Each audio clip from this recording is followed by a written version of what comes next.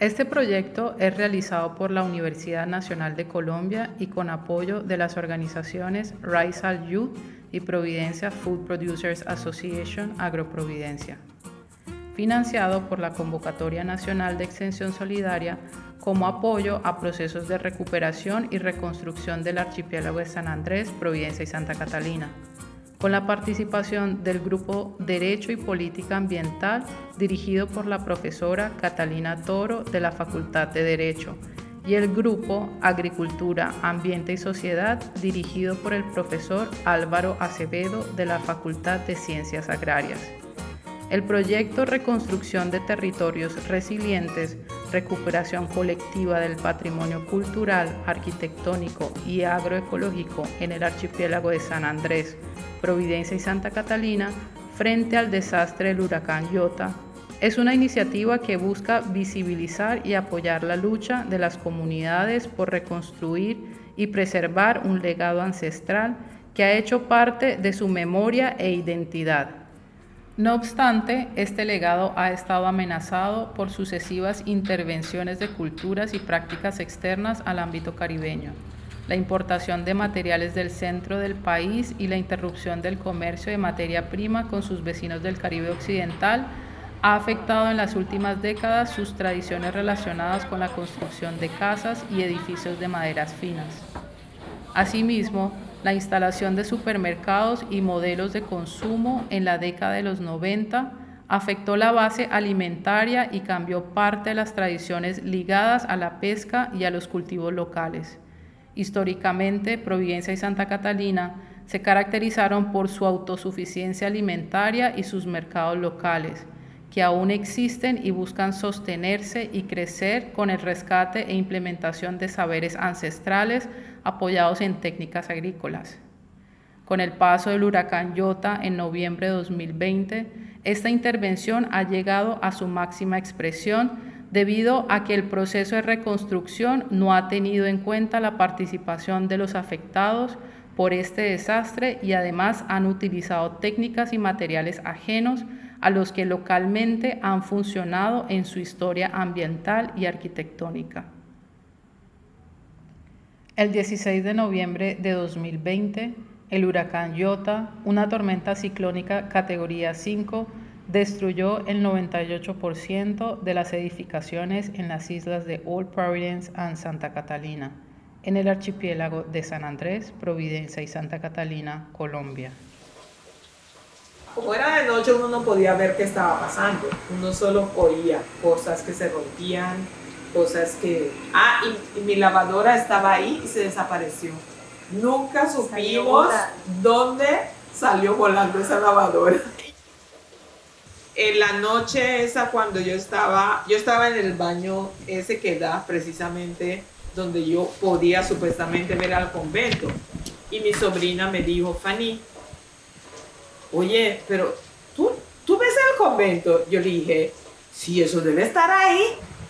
Y después pues el convento no está ahí. Era el edificio más grande que había en Providencia y el más emblemático.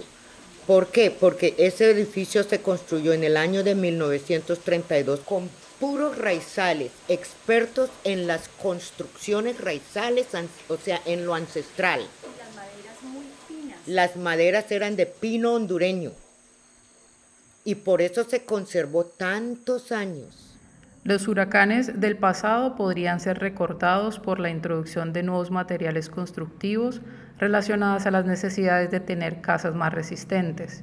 El uso de materiales como el cemento y algunas especies de árboles fuertes sobreexplotados como el ironwood son un claro ejemplo de este fenómeno.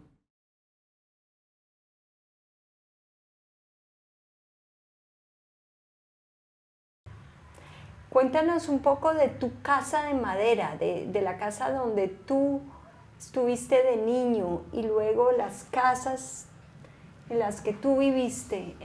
¿Qué recuerdas de estas casas de madera? ¿Qué sentías tú dentro de esas casas de madera?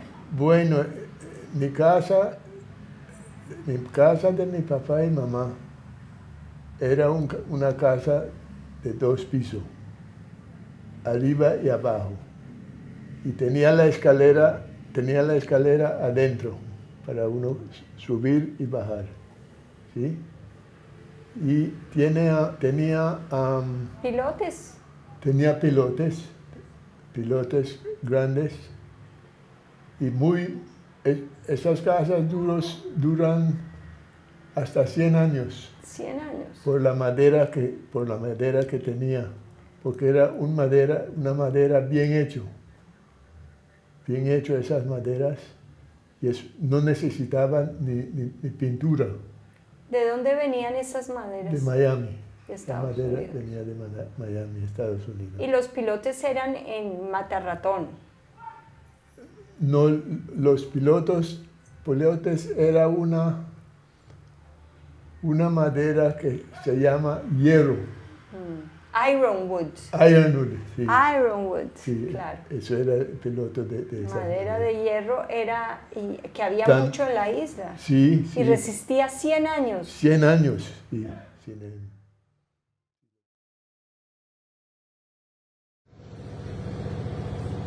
Hello, good morning. My name is Riley Hawkins, and we're here at the 53661 front of Sopesa.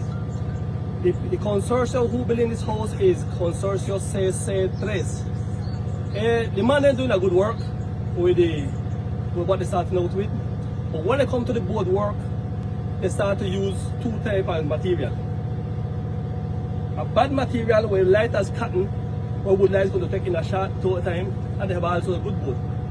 If you look on the structure, all this board is some bad piece of board. Them here not going to last no time at all. I want to show say this one of board. If we're going to use the bad board, I'll show you an example how easily this one can broke. Watch this. Can broke. Now we got the same board here, the same piece of board I use, and check this. This is better material than what they're using here. So why they're using the bad material to build the house? In 5 years' time, Woodlands will eat all this wood. Cuando hablamos de una técnica constructiva, partimos de cómo se construye y con qué elementos. La casa isleña se caracteriza por emplear una tecnología liviana y versátil que fue adaptada a las condiciones insulares, haciendo uso de materiales presentes en el entorno y la conectividad marítima del Caribe.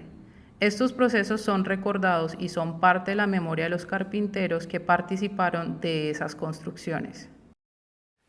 La mayoría de las casas eran de madera, había unas 3 o 4 que eran de cemento, pero la mayoría en madera.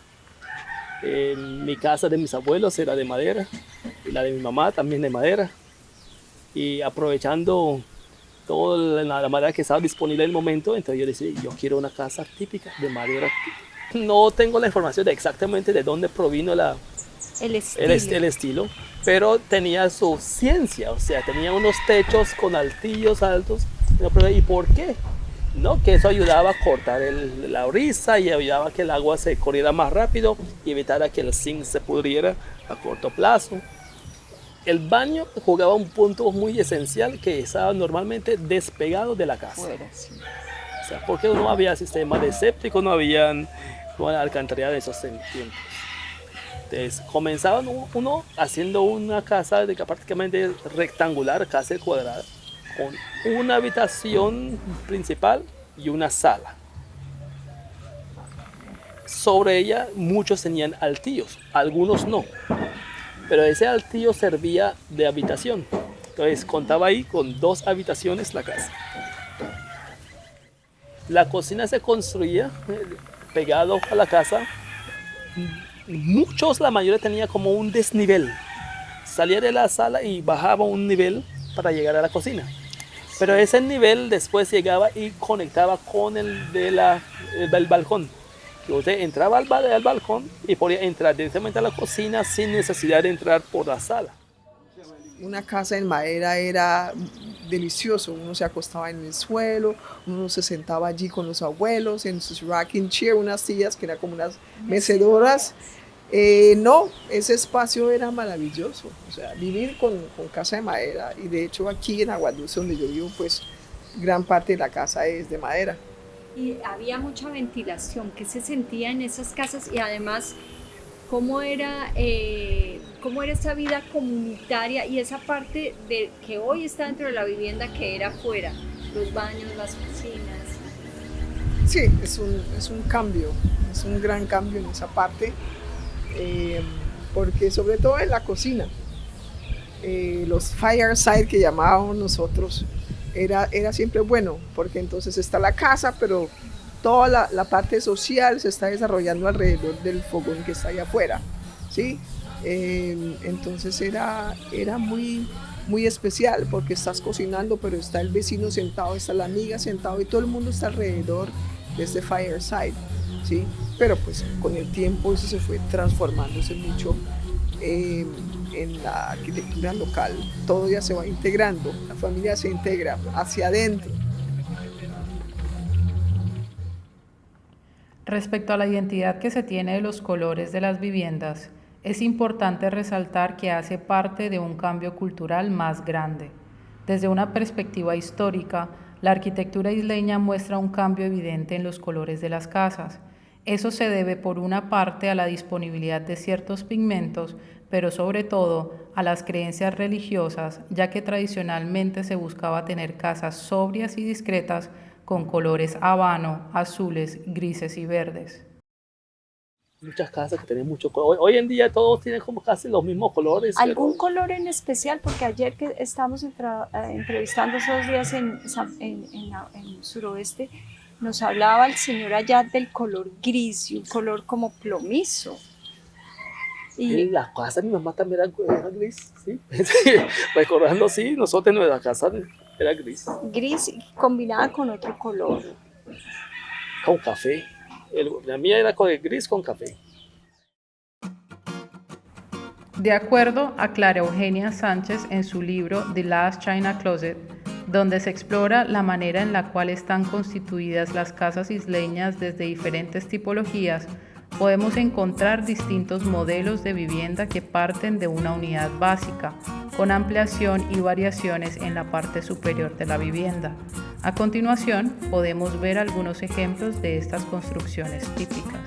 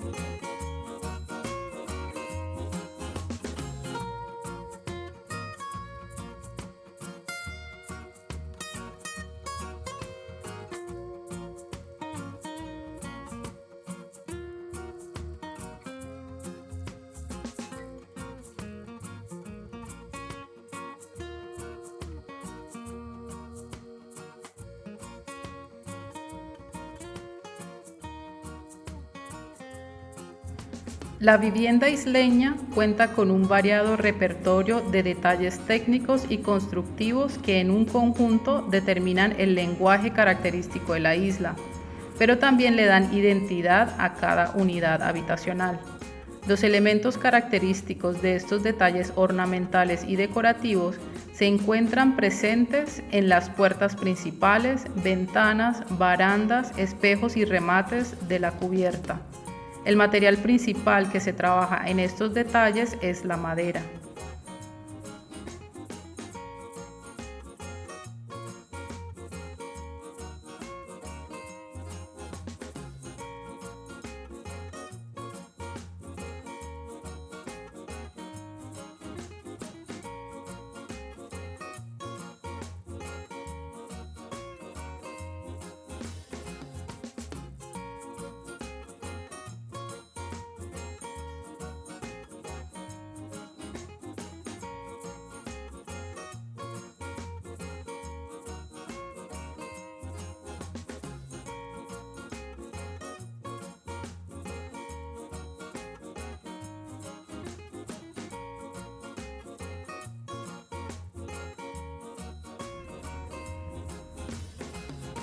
El patrimonio arquitectónico de Providencia tiene una gran riqueza cultural y técnica, que en algunos casos ha logrado sobreponerse a las distintas situaciones que se han presentado en el archipiélago. La arquitectura raizal tiene la característica de ser un punto en el que convergen distintas culturas que a través de los años han interactuado entre sí y hoy en día dan lugar a la arquitectura del archipiélago. Algunos edificios de mayor importancia patrimonial, que lastimosamente no se mantuvieron en pie luego del paso del huracán Iota, son la Iglesia Taller Museo y la Institución Educativa María Inmaculada. Esta última fue un centro educativo religioso que por muchos años se encargó de la educación básica de gran parte de la población de Providencia y Santa Catalina, y también ha sido representativa de la religión católica en el archipiélago. Del mismo modo, resaltan también en esta categorización arquitectónica tradicional varias iglesias bautistas y la emblemática casa residencial del Dr. Connolly, que muestran rasgos propios de la construcción típica en madera providenciana. Por las razones expuestas y la importancia que representa este tipo de arquitectura, el desafío en este proceso de restauración de la infraestructura de las islas en el Caribe y de su patrimonio cultural supone discutir y problematizar las políticas de reconstrucción y atención a los desastres. Desde una crítica a los paradigmas desarrollistas y neocolonialistas en un contexto de vulnerabilidad climática extrema que somete a los pobladores locales a los efectos devastadores y pérdidas irreparables, no solo de su identidad cultural, arquitectónica y paisajística, sino también de sus derechos a la autodeterminación, es decir, el derecho que tiene la comunidad a decidir sobre la reconstrucción de su patrimonio cultural, arquitectónico y ambiental, cobijado por los derechos a la consulta previa inscritos en el Convenio 169 de la OIT. Estamos con Adolfo Henry. Adolfo Henry fue parte de los maestros carpinteros, después fue coordinador de carpintería, capataz, trabajó en la alcaldía. Tuve yo la gran suerte como arquitecta de trabajar con él en 1984. Fue mi primer trabajo como arquitecta. Como arquitecta, pues sí, y claro. Ellos me recibieron y realmente fueron para mí unos maestros porque yo andaba detrás de ellos aprendiendo, y en ese momento la alcaldía de Hidalgo May, bajo la gobernación de Simón González, era intendente en ese momento. Tenía una política que era la de cuidar las casas de madera, la de mantener las casas de madera. Había un equipo de carpinteros en la alcaldía que se encargaba de ayudar a mantener todas las casas de madera en la isla. Había un valor de esas casas, la gente competía por pintarlas, por mantenerlas, pero había un apoyo, un subsidio por parte del municipio, puesto que estas casas de madera requieren, aparte de materiales muy finos, y de esto vamos a hablar, también requieren mantenimiento. Y para eso existía un programa de la alcaldía y la gobernación de defensa de la arquitectura isleña de madera. Yo trabajé en la parte, la reconstrucción total de la alcaldía que estuvo ahí. Nosotros empezamos de cero con eso. Hicimos, era un grupo grande que hicimos esa alcaldía, y esa alcaldía quedó muy bonito. Vale la pena mencionar que era un edificio patrimonio cultural que existía muy probablemente hacía más de 80, incluso 100 años.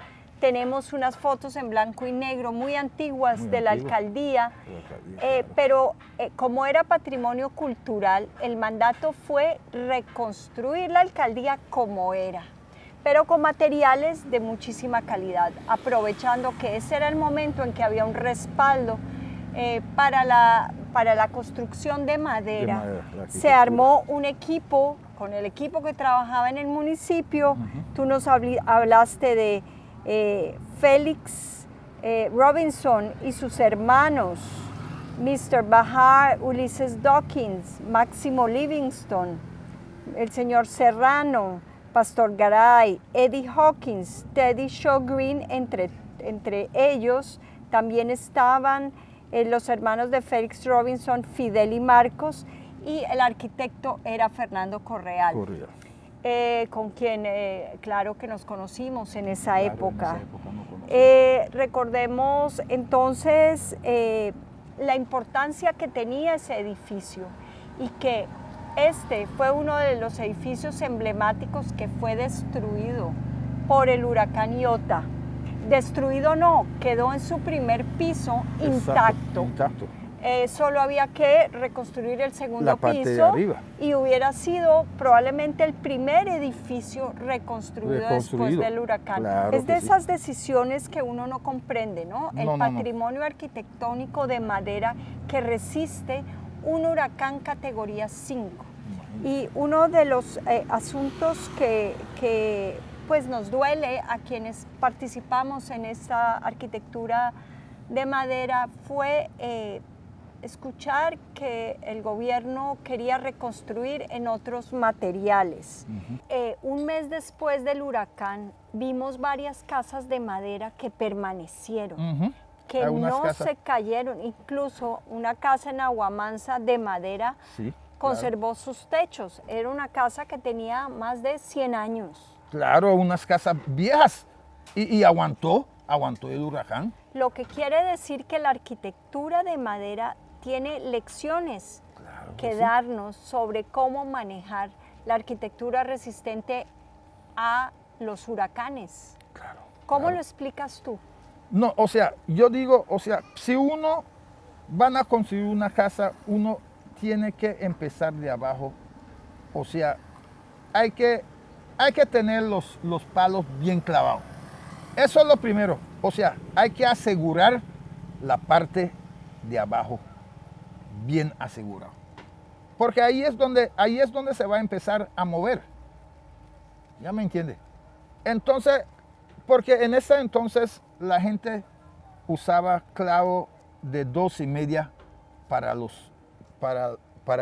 el foro de la pared.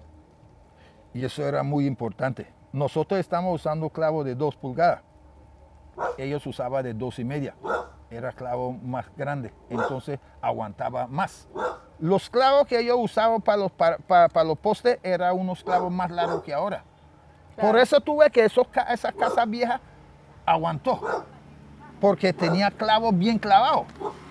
Entonces, ¿por qué tú tomas la decisión de construir tu casa en madera de nuevo? Vea, yo digo, yo voy a construir mi casa otra vez de madera, porque como tú dices, el huracán nos dio una lección. Yo voy a construir, la casa mía que yo tenía, yo lo construí, digamos, una casa porque no estaba pensando en huracán. Pero como pasó el huracán, yo digo, no, yo voy a construir una casa, pero para aguantar un huracán, digamos, de 3 categorías. Entonces la casa mía yo lo tengo bien amarrado. Los postes, yo tengo dos clavos en cada cara de los palos. Porque la casa mía yo lo tengo construido en muchos palos, digamos, de 4x4 y 3x4. Los postes son de 4x4 y 3x4. Yo tengo, o sea, la casa mía, o sea, yo lo construí para aguantar un huracán. Con material de muy buena calidad. Muy buena calidad. Yo lo construí. La casa mía tiene muchos palos de abarco. 4x4 en abarco, 3x4 en abarco. Que yo rescaté de un colegio allá abajo, que la rectora le dio orden para quitar los palos, y fui con un amigo y conseguí unos palos muy buenos. Por eso yo decidí construir mi casa otra vez de madera. Porque si tú tienes una casa de madera bien construida, tiene que ser un huracán bien fuerte para tumbarlo. La reconstrucción trae una cantidad de nuevos materiales que vienen de Bogotá, una arquitectura que no tiene nada que ver con la historia de las islas. Trae incluso a sus constructores e impone unos modelos. Tu casa es una de las 6 casas que quedan de arquitectura isleña, además de la estética de la arquitectura isleña, que consiste en las cenefas decoradas, los balcones, la forma de los techos y la misma estructura. Claro. ¿Qué piensas tú de las nuevas casas que se, Bueno, se están construyendo? Sí. Hay una de las nuevas casas que construyeron. Bueno, yo, o sea, de esa casa de metal, yo no estaba muy de acuerdo. No, o sea, yo no sé porque yo nunca lo he visto. A ti nadie te preguntó, tú siendo uno de los constructores y carpinteros más importantes de la isla, ¿a ti no te llamaron a la mesa de concertación a opinar? ¿Tú no tuviste una voz? No, es que eso es lo que yo digo. Lo que ellos debían de hacer, porque aquí en Providencia había bastante carpintero, hay bastante carpintero. Lo primero que ellos debían de hacer es reunir los carpinteros de la isla para trabajar con la gente que viene de afuera, que nosotros ya tenemos, o sea, experiencia en esa parte de la carpintería. Por ejemplo, para montar un techo. Yo pasé un día en una casa allá en Pueblo Viejo. Yo lo veía todos los días, le monta unas tejas y al día siguiente uno va y lo van bajando. Un día yo pasé, yo digo, no, yo tengo que ver qué es lo que está pasando acá. Entonces yo fui y yo subí al techo con los manes y yo le digo, vea, esa vaina se hace así, así y así. Vea, póngame esas tejas, póngame la otra tejas y le ponga esa teja en línea. Y después que está en línea, entonces marque en los palos y tú puedes quitar las tejas. Porque ya sabes dónde van los palos, las tejas. Pero ellos no estaban haciendo eso. Ellos están poniendo la teja en cualquier forma y cuando uno se da cuenta, está torcido todo. No, es que uno tiene que trabajar con una pita. Claro. Así me enseñaron a trabajar. Lo primero, uno tiene que jalar la pita y bien templado. Porque una pita floja tampoco le sirve. Claro. Entonces, así es como nosotros aprendemos a trabajar la carpintería, con los viejos. Y entonces, ¿los carpinteros de Providencia no han participado en la reconstrucción? No, nada. Ellos trajeron su gente de afuera. Al principio empezaron con la gente de la Armada, que unos tenían unas ideas, pero otros no. Es que los constructores raizales saben muy bien cómo construir un techo, qué tipo de traslapos dejar para que este tipo de el agua no pueda entrar en la vivienda, que es lo que básicamente daña la construcción en madera. Háblanos de esos detalles, cómo hacían para que los techos, y además porque la cultura del agua es una cultura muy importante, puesto que hay un periodo largo de sequía y un periodo en el que la gente tiene que recoger el agua para subsistir estos otros meses de sequía y además conservar una casa de madera. Exacto, o sea, el agua no la queremos dentro de la casa, pero sí la queremos para consumir. Entonces tenemos que disponer de maneras de recoger y almacenar el agua. Usualmente la gente construía su cisterna antes de construir la casa. O sea, la cisterna era más importante que la casa. Sin una casa sin cisterna no era absolutamente nada. Entonces, construyes tu cisterna, después haces tu casa y la casa es diseñada, como he dicho antes, y construida casi que automáticamente por los carpinteros, de manera que se proteja del agua, que el agua es el principal enemigo de la madera, aunque esté curada. La gente piensa que no, está curada la madera, entonces la puedo... Pero el hecho es que entre más agua le caiga, más posibilidades hay de que se deteriore la madera, especialmente la madera que estamos consumiendo ahora.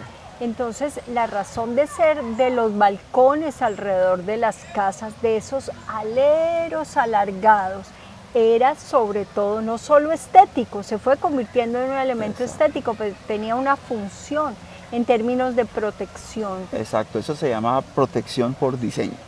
Protección o sea, por diseño. No lo hace solamente el isleño, el raizal. Y además recoge el doble del agua porque tiene el alero del balcón alrededor, más los techos que a veces son de 4 aguas, lo cual permite que sea además más estable, ¿no? Y usualmente la casa, digamos, el core, la parte central de la casa, no está tan expuesta, firmemente pegada, digamos, al alero y en caso de que al alero le pase algo, pues a la casa en realidad no le pasa mucho, ¿no? Entonces es la idea de proteger de alguna manera, sacrificando el balcón en algún caso, digamos, pero que la casa quede más o menos intacta todavía, ¿no? Entonces podemos decir que allí hay un aprendizaje de lo que llamamos hoy arquitectura bioclimática, porque ustedes están acostumbrados a tormentas y probablemente a perder algunas partes de las casas y poder conservar la estructura fundamental y las paredes principales, que es lo que observamos con el huracán Iota. Hablemos ahora de la reconstrucción. ¿Cuál es tu opinión sobre la reconstrucción? En primer lugar, en términos de tener en cuenta esa tradición de la arquitectura tradicional de madera isleña providenciana. ¿Tú crees que se respetó, se irrespetó, se ignoró, se desconoció? ¿Cómo lo sientes tú? Pues yo creo que se irrespetó. Se irrespetó y se irrespetó de una manera muy descarada, me parece a mí. Es decir, si uno mira, cualquier persona que mira una de las casas reconstruidas sin tener ningún tipo de formación o en arquitectura o en construcción, puede ver que esa no es la arquitectura isleña, ¿no? El solo hecho de construir en madera, como se hizo en muchos casos, no garantiza que sea arquitectura isleña. Es que el conocimiento estaba ahí y la gente estaba dispuesta a mostrarlo o a transmitirlo o a ayudar con ese conocimiento. Pero me da la impresión de que los constructores no estaban con ganas de escuchar nada. O sea, ellos simplemente, nosotros sabemos, nosotros hacemos y eso es todo. ¿Por qué tú tienes que...? Sí.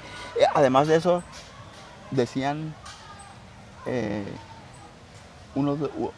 en otra casa, me decían que bueno, y ¿por qué usted está dando tanta lata con respecto a esto? Y yo le decía, pues, ¿cómo así que por qué estoy dando tanta lata? Esto, aquí donde yo estoy parado, esto es la tierra mía, ¿sí? Esto es mío. Esto fue incluso de mi abuelo, este terreno. Es ahora de mi familia y ahí es donde van a tener que sobrevivir el próximo huracán. Entonces, ¿por qué no voy a dar lata? Entonces, esas eran las cosas que uno encontraba allá, ¿no? Esto cuando descubrieron casi un año después que podían y deberían construir en madera, porque al principio llegaron y se demoraron casi 8 meses para imponer ese modelo de acero galvanizado. ¿Tú qué piensas de esas casas? Pues, bueno, primero yo voy a decir que las casas en sí, como están ahora, recién construidas, son una maravilla siempre y cuando hayan hecho el cimiento adecuado, porque ese es otro cuento. O sea, eso lo vamos a poner aparte para tratarlo después. Eso no se puede tratar aquí. Pero supongamos que tengan un cimiento bueno. La casa es una maravilla, así como está. Pero ¿cuánto tiempo va a durar? Es lo mismo que decíamos con lo de la madera que dejaron o que están dejando que se moje. Así como está bien por ahora. Pero ¿cuánto tiempo va a durar mientras se siga mojando? ¿Cuánto tiempo va a durar esos perfiles galvanizados que apenas están seguramente con un galvanizado leve, muy suave, y cuánto tiempo, peor aún, va a durar esa malla que le pusieron como muro exterior? ¿Cuánto tiempo realmente? Eso resiste lo que sea ahora. Si viene un huracán ahora, yo estoy casi seguro de que resiste. No tiene ningún problema. Pero uno no hace una casa para que dure un año, ni siquiera para que dure 5 años. Uno quiere una casa prácticamente para toda la vida. Es la inversión de la vida de la madre.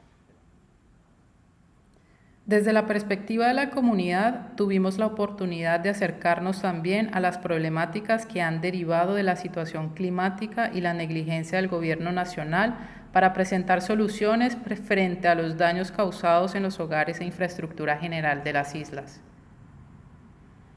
Desafortunadamente, aún se evidencian situaciones preocupantes, personas de la tercera edad que necesitan de atención médica viviendo en carpas, instituciones educativas, hospitales y edificios emblemáticos gubernamentales que han perdido sus sedes físicas y han quedado a la deriva sin ninguna fecha estimada de reconstrucción, proyectos turísticos invasivos e incluso múltiples acusaciones de daños ecológicos, operaciones de dragado y el asentamiento de una base de guardacostas ilegal. Adicionalmente, en los meses de junio y julio de 2022, el descuido en la limpieza de arroyos ha desembocado en constantes inundaciones. Hoy por la Alameda y las calles del municipio caminan 3 pecados capitales. La soberbia. ¿De quién? Del gobierno. Lo sabemos todo. Llegaron con el argumento de espejito, espejito, yo sé cómo hacerlo, ustedes no saben, y desconocieron toda la sabiduría ancestral. Nos sentaron en una silla para darnos todo. Trajeron cualquier cantidad de gente, bienvenidos, demasiada, diciendo que nosotros no podíamos participar, que el diseño de las casas de nosotros no servían, era su modelo de casas, que las cisternas no servían, nos iban a poner acueducto, que los pozos sépticos no servían, nos iban a poner alcantarillado, etcétera, etcétera. Soberbios, desconociéndonos. Y eso generó otros 2 pecaditos capitales, la avaricia. Porque cuando a uno lo sientan en una silla y le dicen que le van a dar todo, so give me, give me, give me. Dame esto, dame aquello, yo quiero más. Y la envidia. ¿Por qué a ti te dieron esto y a mí no? Y eso poco a poco fue minando la comunidad. Fíjense que no necesitaron de grandes estrategias propagandísticas, ideológicas. No nos quebraron en el 93 cuando pretendían meter 17 megaproyectos hoteleros. No nos quebraron en el 2005 cuando a la luz del huracán Beta también pretendían que entraran los grandes conglomerados y no pudieron. Y esta vez, sin mucha cosa, sin grandes perfilaciones, sin grandes campañas estratégicas y penetradoras de ideología, nos quebraron por el lado de la plática. Qué fácil es reconstruirle la casa a una persona y después pagarle 7 millones de pesos por esa casa y dejarla en la carpa.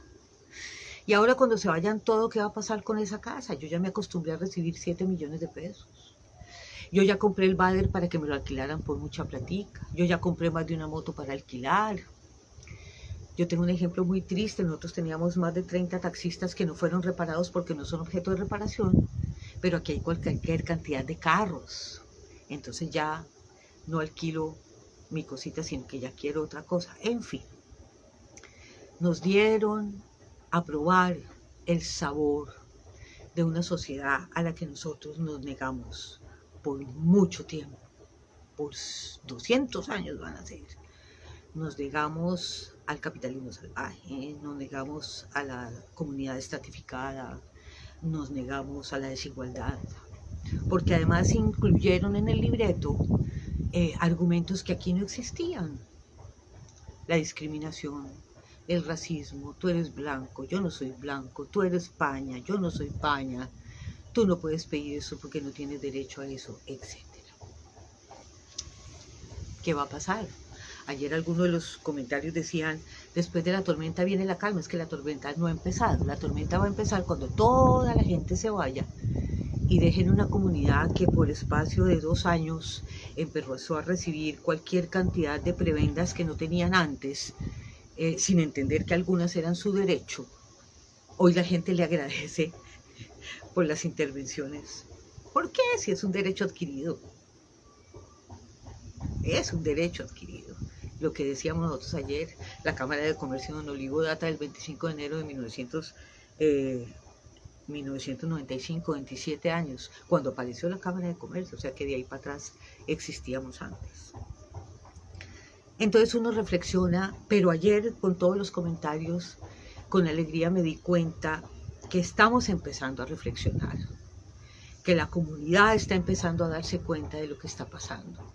No perdamos la solidaridad, no perdamos la comunidad, la palabra comunidad, no perdamos el territorio.